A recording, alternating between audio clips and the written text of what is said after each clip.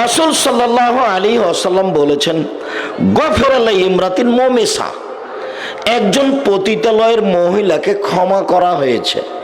কিভাবে?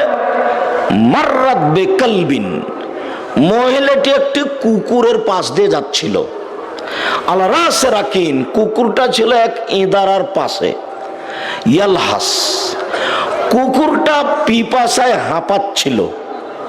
কাদাই ইয়াকতুলাহ, মনে হচ্ছিল যেন পিপাসা তাকে মেরে ফেলবে।